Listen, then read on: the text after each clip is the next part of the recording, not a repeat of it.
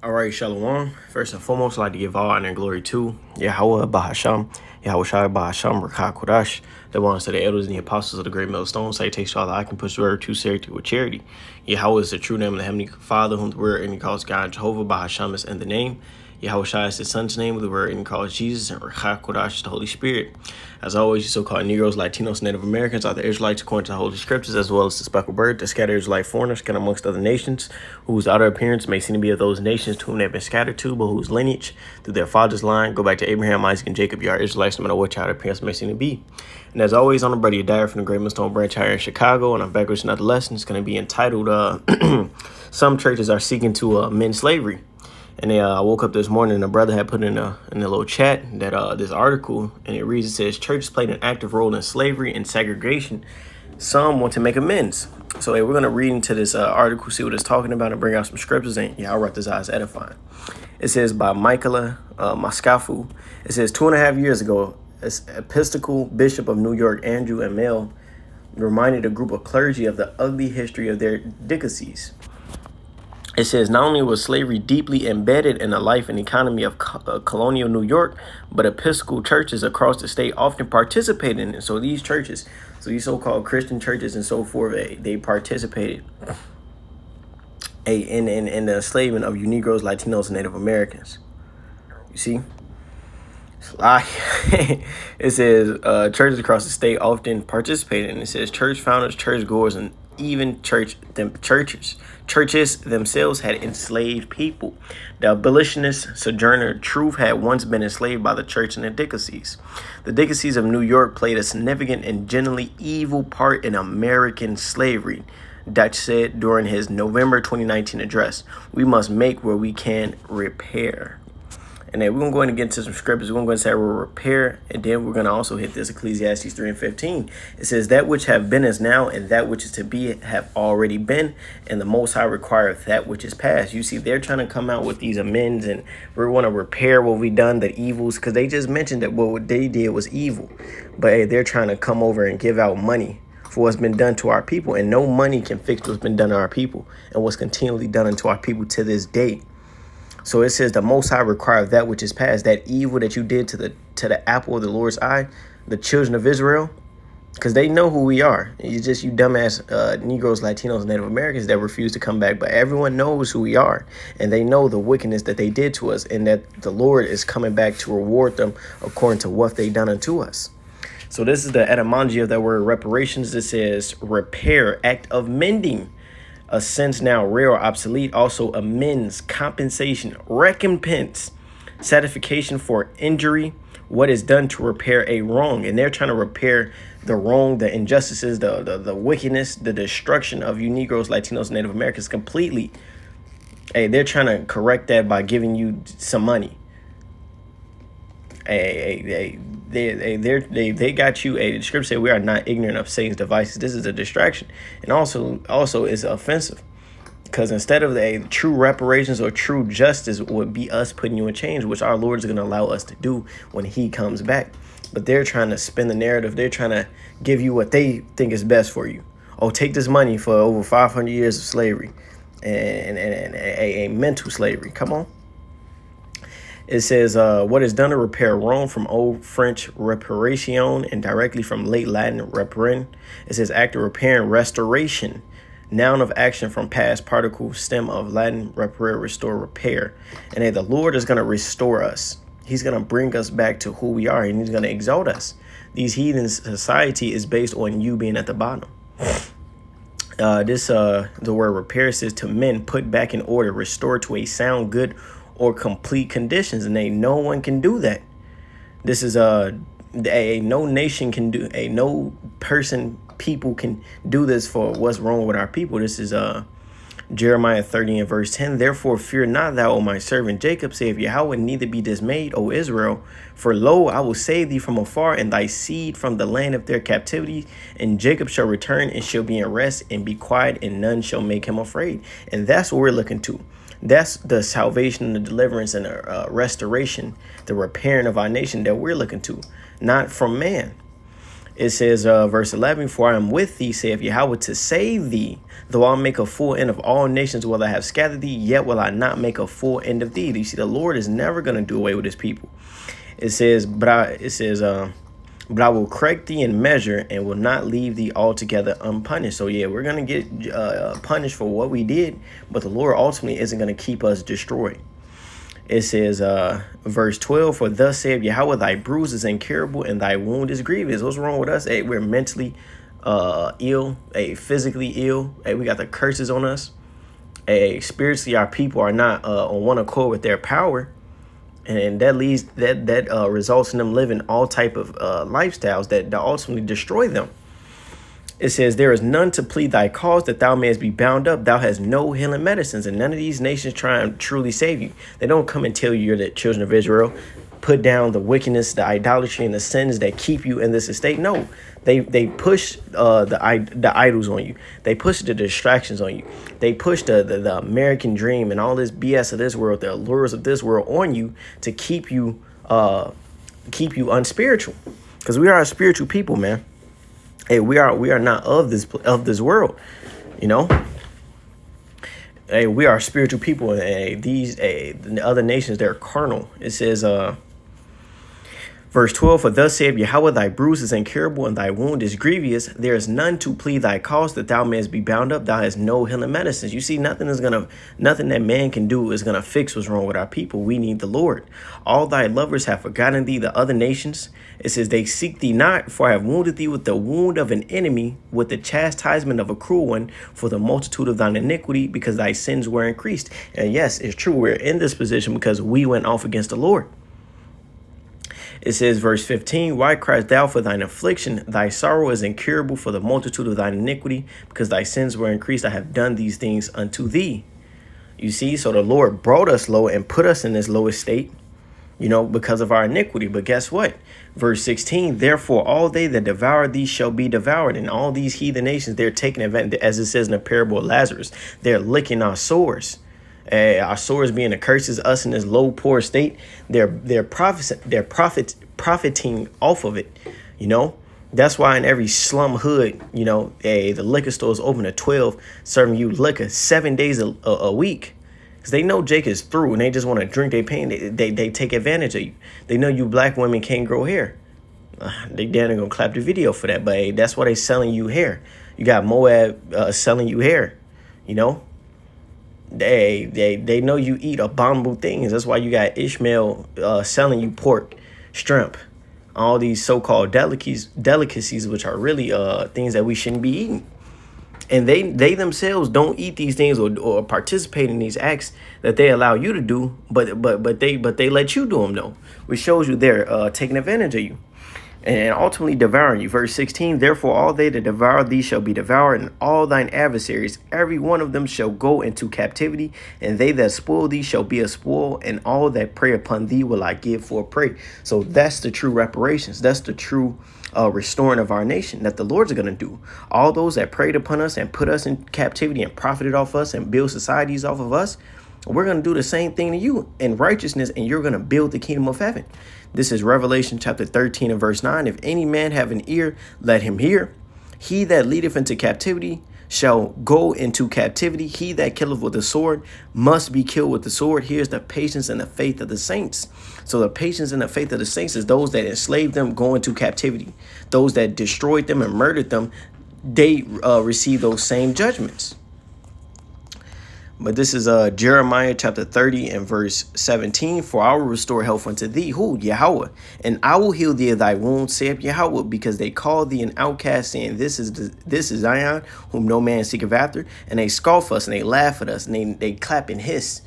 You know, these are the people of God. They're nothing but thugs and gangbangers, and they get face tattoos and wear the things they can't afford. It says, verse 18, thus saith Yahweh power, I will bring again the captivity of Jacob's tents and have mercy on his dwelling places, and the city shall be built upon her own heap, and the palace shall remain after the manner thereof. And these people so-called, you got these churches talking about reparations. We want to make up for the wrongdoing that we did. Well, the scriptures right here, the same book they supposedly preaching from. This is the answer right here. But no, they're trying to get funds together and make some legislation. Hey, man, that's all a game, man. It says, and the city shall be built upon her own heap, and the palace shall remain after the manner thereof.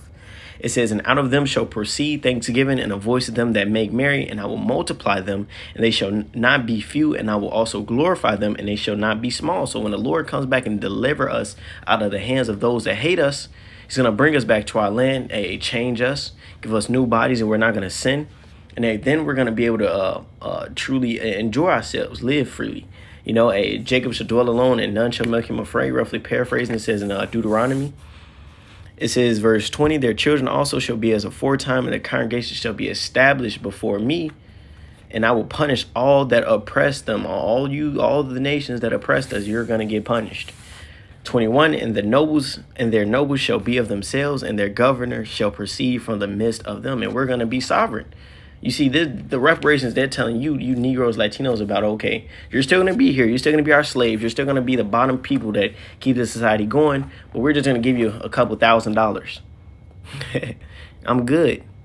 It says, and I will cause him to draw near, and he shall approach unto me. For who is it that engaged his heart to approach unto me, saith Yahweh. Verse 22, and ye shall be my people, and I will be your power. So that's what we're looking for.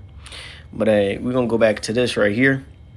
To his article, it says, after his speech at the deceased's annual convention, the clergy unanimously voted to set aside 1.1 million of the, I'm gonna say, the church's endowment for a reparations fund.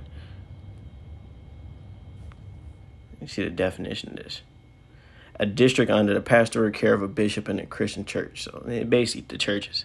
It says endowment for a reparations fund, marking the beginning of what the decacies referred to as the year of reparation.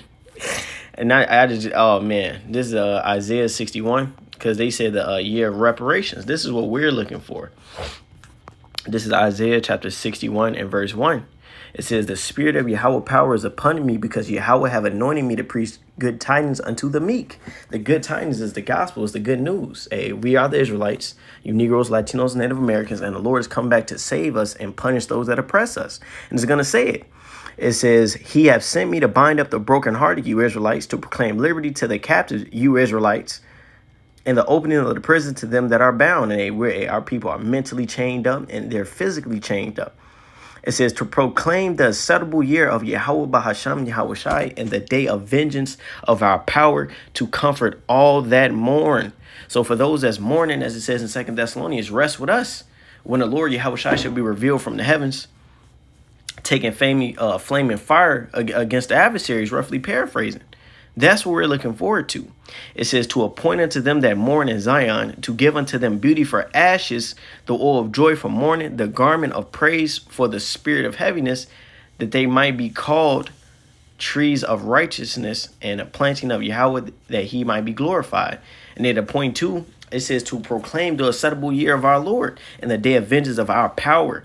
So hey, this is the year of recompense or reparations that we're looking for. When Yahweh sends Yahweh Shai to come back and fulfill what's written. We're going to be delivered out of the hands of the enemies. The enemies are going to go in the chains, and we're going to rule them with a rod of iron. This is continuing back on in this article. It says the years have become years. The year has become years. Churches across the state have been engaged in a variety of activities to attempt to make amends for this past, putting up plaques acknowledging that their wealth was created by enslaved labor. So, okay, you throwing up a damn picture saying, okay, we got all this through these heinous crimes against the children of Israel. Wow. It says staging plays about the role their congregation had in the slave trade and committing parts of their endowments to reparations funds. So how the fuck is that repairing us? How's that restoring us? How's that bringing us back to what we were?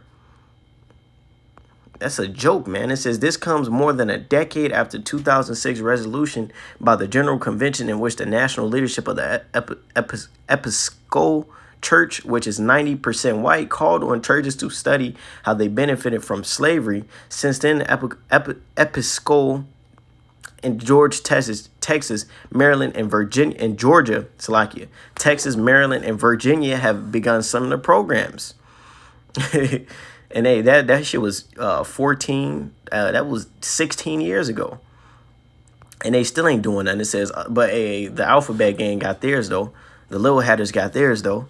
It says other predominantly white denominations, including the Presbyterian Church and the Evangelical Lutheran Church, also passed resolutions in 2004 and 2019, respectively, to study the denomination's role in slavery and have begun the process of determining how to make reparations. And they don't care about you Israelites. They're not truly looking to fix and make up for the wrongdoing that they were. Because if that's the case, they'd come with chains on them. But they're not going to do that. You see?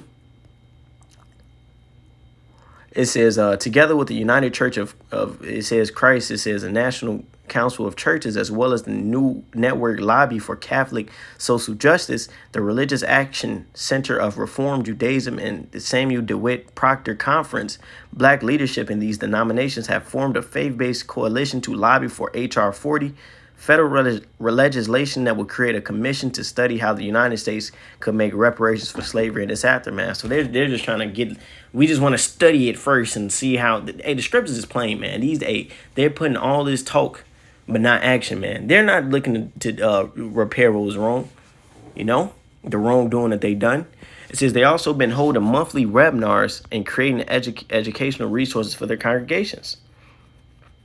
I'm finna jump around too, because this is a lengthy article. It says how churches benefited from slavery. Georgetown University, a Jesuit institution, voted in 2019 to create a reparations program as a way of atoning for its sale of 272 enslaved people in 1838. Since then, Virginia Theological Seminary, Union Presbyterian Seminary, and Princeton Theological Seminary have followed suit. While Baptists in the South played the most vocal role in defending the institution of slavery before the Civil War, other denominations, including the Presbyterian Church, the Episcopal Church, the Lutheran Church in America, and the Catholic Church, and other religious educational institutions, all benefited from from enslaved labor in some way. So all these churches that our people are enslaved to today, they're benefited off their ancestors. It says whether it was members of the clergy or the churches themselves owning enslaved people, teaching them plantation Christianity. It says all the churches receiving taxes from congregants in the form of tobacco farmed by enslaved people. So the churches, they were receiving taxes from these slave owners which were getting their wealth from slaves that was farming their tobacco fields, man. So, I gotta grab this. The blood cannot be cleansed. He that shed it. This is Numbers chapter 35 and verse 33. It says, so you shall not pollute the land wherein ye are, for blood it defileth the land. And we're talking about the southern kingdom, over 100 million of them died in the transatlantic slave trade. And then you're talking about hundreds of millions of Native Americans in the southern, it's like the northern kingdom. So ye shall not pollute the land wherein ye are, for blood it defileth the land, and the land cannot be cleansed of the blood that is shed therein, but by the blood of him that shed it. So all these institutions, you got these banks, that got their welfare from slave labor. I forget what else it was, but you had these publishers, these news companies. All of this ties back into the Israelites being enslaved. So what is the Lord going to do when he comes back and see all this injustice, this wrongdoing unto the apple of his eye? I'm going to grab that one too. I write this down, don't forget it. It says, and the land cannot be cleansed of the blood that is shed therein, but by the blood of him that shed it. So you judge what that just meant, It says, defile not therefore the land which ye inhabit, wherein I dwell, for I, Yahweh, dwell among the children of Israel.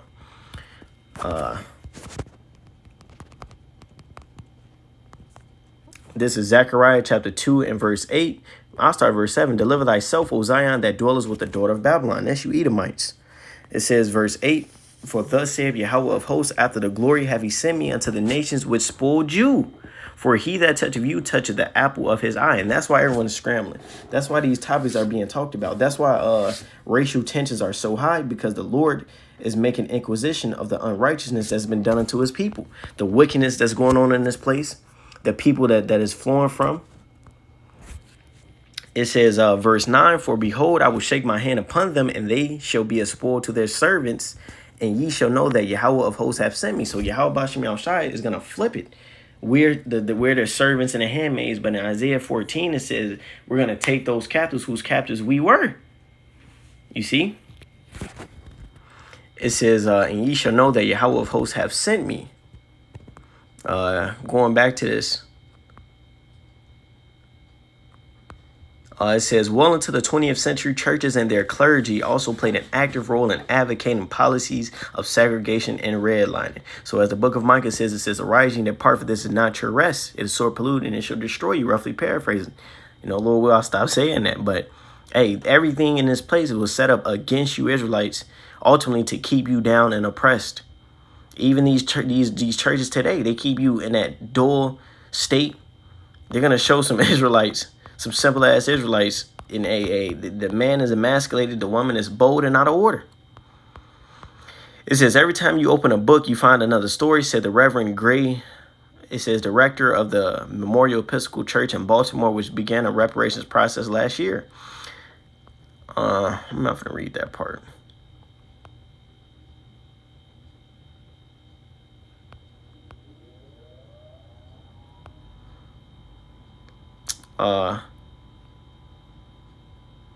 It says, one of the parish deacon, Natalia Conway, discovered that her great-great-grandmother, Hattie Cromwell, was enslaved at a Hampton plantation by the church's founding rector. So this woman, she figured out that the same church she was going to enslaved her family.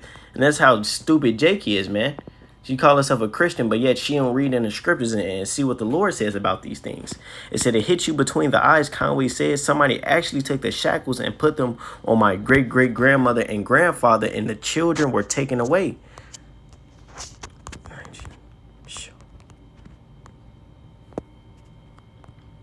This is Isaiah 47 and verse 5. Sit thou silent and get thee into darkness, O daughter of the Chaldeans, for thou shalt no more be called the Lady of Kingdoms. And this is talking about Babylon the Great, Esau, Edom.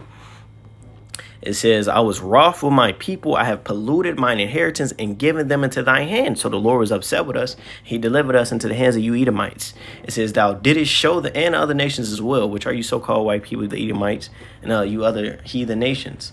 It says, and given them into thine hand, thou didst show them no mercy upon the ancient hast thou very heavily laid thy the yoke.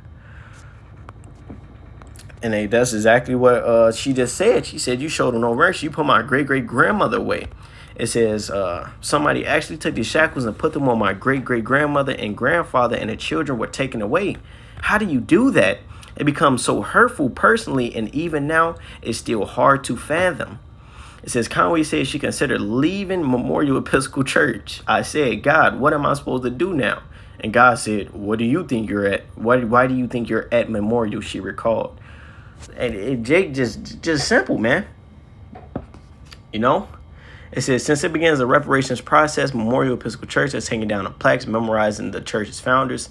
And the scriptures, these people are bold. They're just now recently taking down the statues of these people that the founding fathers of America, that's no more than murderers, enslavers, rapers, you know, vile men.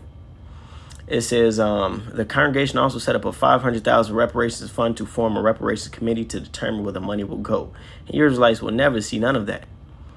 I'm going to jump down. It says, no salvation without reparations. For centuries, the Bible and other Christians' teachings have been used to justify slavery and imperialism. And that's true. They gave you the slave Bible. You had the doctrine of discovery. You had what they call manifest destiny. It was God's will that he came and do. Basically, that you Israelites, that you people over here get conquered, you Israelites, which was the Most High's will.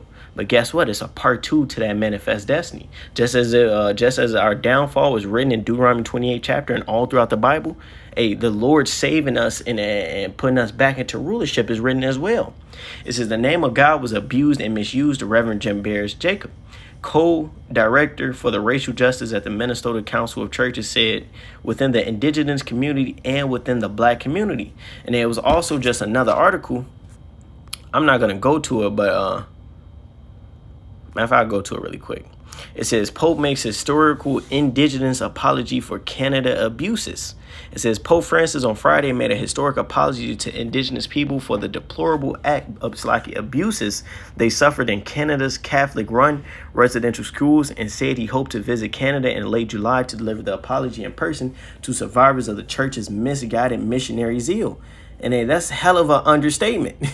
You see? They tried to, as it says in Psalms 83, they tried to let the name of Israel no more be found. You know? Francis begged for forgiveness during an audience with dozens of members of the Metis, Inuit, and First National committees who came to Rome seeking a papal apology and a commitment from the Catholic Church to repair the damage. The first pope from the Americas said he hoped to visit Canada around the Feast of St. Anne, which falls on July 26. More than 150,000 Native children in Canada were forced to attend state-funded Christian schools from the 19th century until the 1970s in an effort to isolate them from the influence of their homes and culture. Their aim was to Christianize and assimilate them into mainstream society, which previous Canadian governments considered superior. And they had GAD and all the rest of these other they had GAD as well as the other tribes, man. Sent to these schools, and they had them they were doing all types of odious works. I'm not even gonna get into it because the video gonna get a strike, but they was abusing them kids sexually, mentally, and ultimately cutting them off from their culture. But now he wants to seek forgiveness. He wants to apologize and be forgiven. What? We read what the scriptures say. I'm gonna grab another one. It says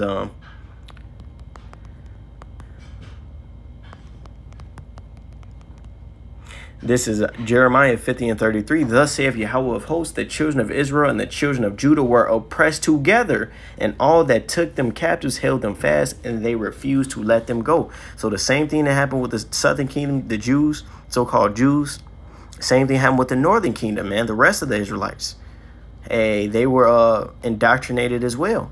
And now everyone wants to be sorry for what happened.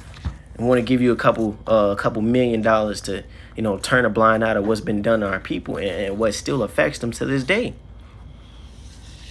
But going back to the first article, it says the doctrine of discovery of 15th century Christian texts was used to legitimize imperialism and the treatment of indigenous people. It says from 1869 to 1960s, hundreds of thousands of indigenous children were taken from their homes and forced to boarding schools run by Christian denominations to assimilate them into white Christian culture using techniques that often constituted torture and neglect. And this is the shameful spewing that's coming out on Esau Edom's glory. The wickedness that happened in America, which is known in scriptures as Babylon the Great. And the Lord is going to come back and going to see. He's gonna see what's up with that. You see? It says we want predominantly white congregations and historically white churches to wrestle with their own history and their own complicity, Jacob said.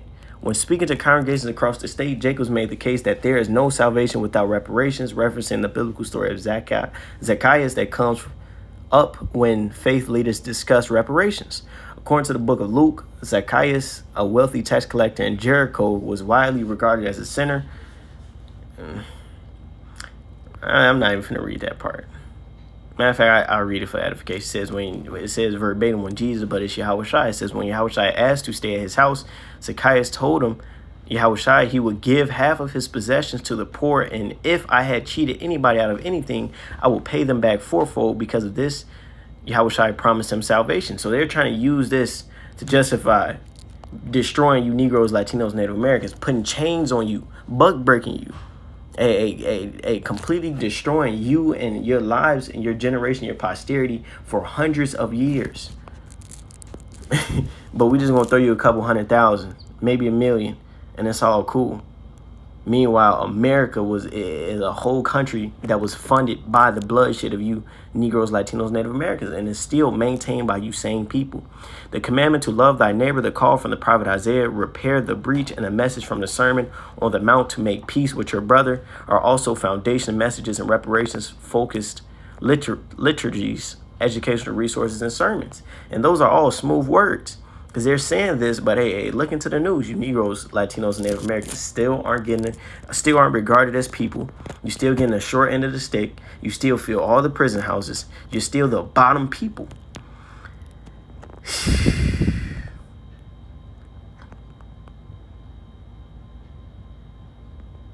It says denomination-specific teachings such as the Belhar Confession and the Presbyterian Church, a prayer originally written by the Dutch Reformed Church in South Africa as a stance against apartheid, that's been adopted into the Presbyterian Book of Confessions and the three-legged stool in the Episcopal Church, a metaphor for the foundations of the Episcopal faith. Scripture, tradition, and reason have been adapted to make the case for reparations. But it says by invoking these teachings, Christians are making the case that reparations are a way to live out their faith. Hey, all less in vain, man.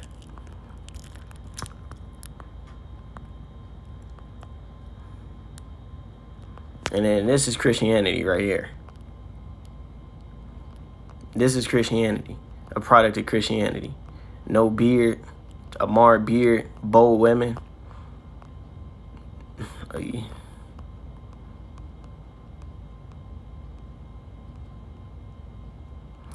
That's enough there. We're going to go ahead and get into the scriptures. This is Isaiah 51 and verse 20. Thy sons have fainted, they lied, the head of all thy streets as a wild bull in the nest. They are full of the fear of Yahweh, the rebuke of thy power.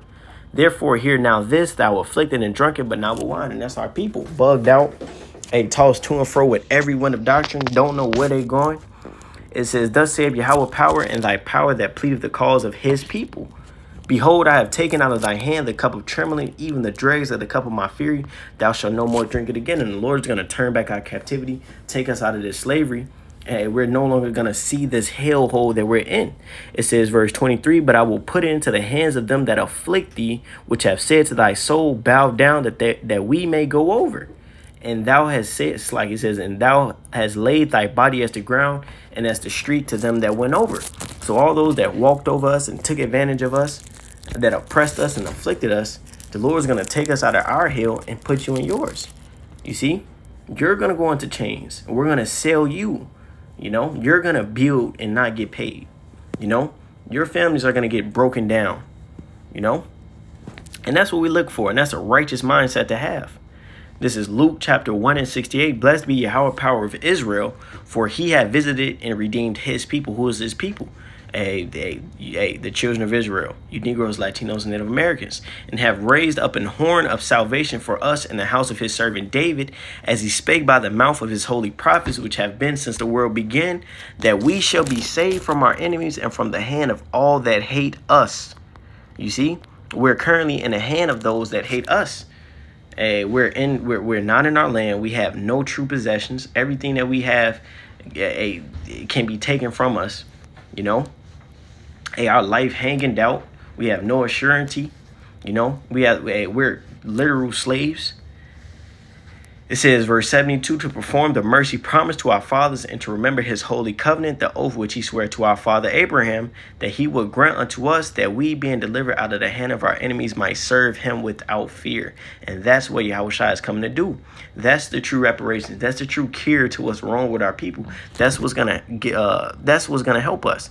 Not some FRN notes, man.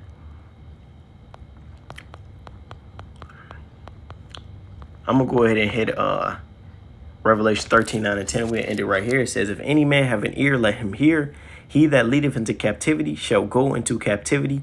He that killeth with the sword must be killed with the sword. Here is the patience and the faith of the saints. And that's what the saints are looking forward to, the day which the Lord comes and make everything right. He's going to come with that healing in his wings. He's going to come with that righteous judgment, that truth, you know. So, Lord willing, this was just a quick edifying lesson. Call Halayim La, Yahweh Bahasham, Yahweh Shai Bahasham, Rakha Kodash, the bonds to the elders and the apostles of the great millstone. Citation, all that I can put his word with true sincerity and with charity. Shalom, Barakatham, Wa Abba Babal.